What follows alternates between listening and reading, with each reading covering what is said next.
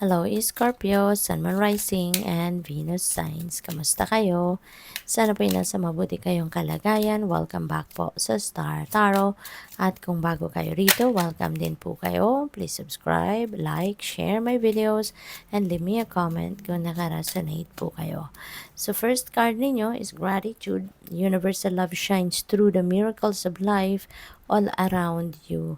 Ayan, napakaganda. Kasi nga naman, Scorpio, when you are projecting a gratitude attitude, you can expect good things, no? More good things will come your way. Kasi kapag nagpapasalamat tayo, when we are grateful of whatever it is, no, na pinapadala sa atin ng Divine Universe, mas lalo tayong nagbubukas ng mas marami pang pinto para sa mas maraming blessings. Kaya napakaganda na dapat lagi lang tayong nagpapasalamat. Whether it is small things, big things, maliit man o malaki, bongga man or simple lang ang mga biyayang natatanggap natin, always remember to be grateful. Always remember to pray in gratitude. Okay? Para nang sa gayon, mas marami pang ibibigay sa'yo. We have freedom, follow your heart, and then nurture your soul with love, freedom to grow. Okay? So, sa ngayon, sinasabi sa inyo dito na malaya kang magdesisyon para sa sarili mo. Malaya kang gawin kung ano yung gusto mong gawin. No? Kung ano yung whatever it is that will make your heart sing, whatever it is that will make your soul sing, whatever it is na makakapagpasaya sa'yo, gawin mo. Okay? Gawin mo.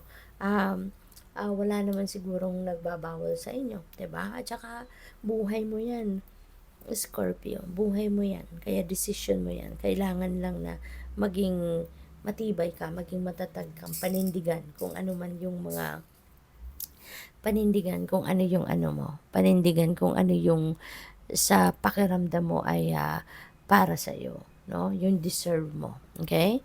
So what else? We have Earth Guide.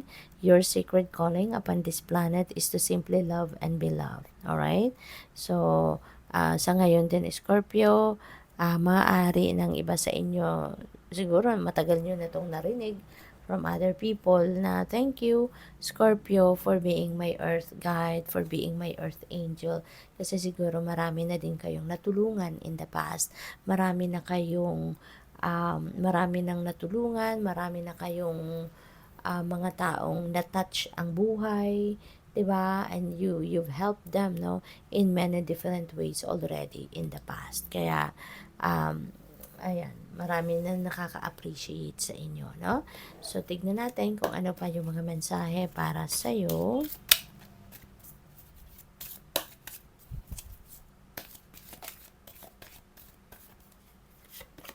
So we have the Knight of Fire. Ayan. So there are sudden changes, no, that are going to happen in your life. Maraming pagbabago ang pwedeng maganap at ang mga pagbabagong ito ay nangangailangan ng action mo, nangangailangan ng agarang action. Okay? Kung ano man ang mga opportunity na to, ano man yung mga kailangan mong ano man itong mga bagay na to na lalapit sa iyo sa ngayon, it needs an immediate action and immediate attention na dapat mong ibigay sa mga ito. Okay?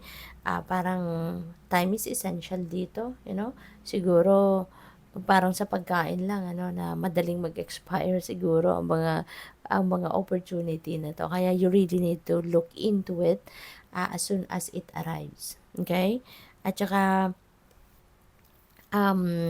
maging handa ka. Okay? Maging handa ka. Dapat you are always physically, mentally, emotionally fit and ready para kahit ano man ang opportunity na dumaan or dumating, you will always be ready to take action.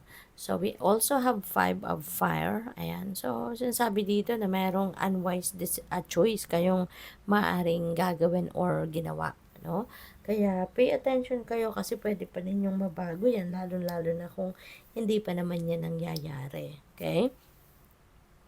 At there are lessons that you are going to learn, no? Sa ngayon, marami kang matututunan sa ngayon siguro sa mga mistakes na nagawa mo in the past.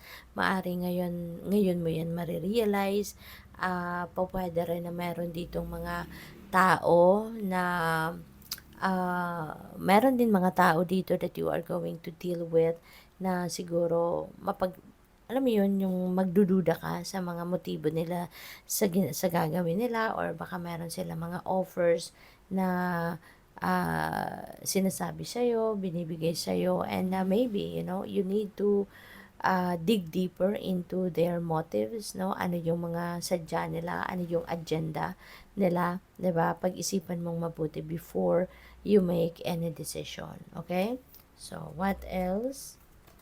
We have Ace of Earth. This is really beautiful kasi this is a new beginning energy, and this is a new beginning in your money, career, and finances. No?